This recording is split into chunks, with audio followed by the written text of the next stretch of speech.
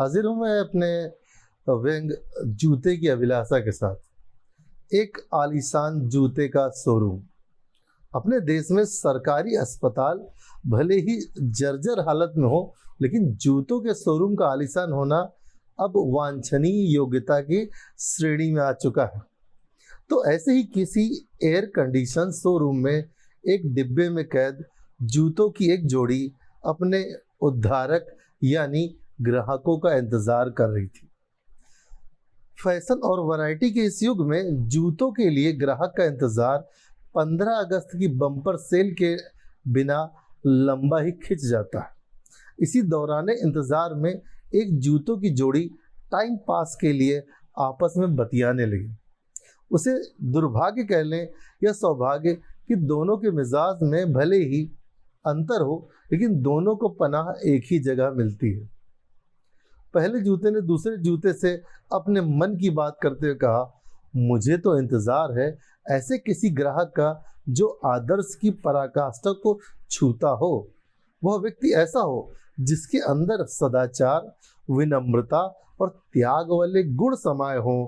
वह जिधर चले उसके कदम को लोग अपनी मंजिल बना लें। उसके लाखों समर्थक हों, उसके कदमों में सर झुकाते हों। वह जहाँ कदम रख दे वह तीर्थ स्थान की तरह पूजा जाने लगे। उसके चरण रज लोग किसी अमानत की तरह सहेज ले। वह मुझे पैरों की जूती ही ना समझे, बल्कि मुझसे वैसा ही लगाव करे जैसा वो अपनी हर प्यारी चीज को करता है। वह जनहित का कार्य में मेरे सदुपयोग करे, न कि महज पैरों को ढकने वाली निरीह वस्तु को मारकर चले। तो सीधे से कहो ना, तुम्हें किसी नेता की तलाश है? तुम्हारी यह मनोकामना कोई प्रजातंत्र का झंडा बरदार श्वेत वस्त्रधारी व्यक्ति ही पूर्ण कर सकता है। दूसरे जूते ने आत्मविश्वास के साथ उसके आदर्श का परिचय यथार्थ से करवा दिया। उसके इस कटु सत्य से आत्मसात करने का पहले जूते के पास कतई विकल्प नहीं था। उसने मुंह बनाते हुए कहा, क्या इस दुनिया में मेरी अभिलाषा पूरे करने वाले अन्य प्राणी नहीं रह गए हैं?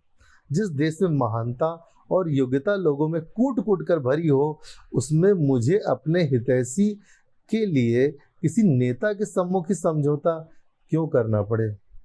उसकी सतयुगीन मासूमियत को सुनकर दूसरा जूता ठहाके मारकर हंसने लगा।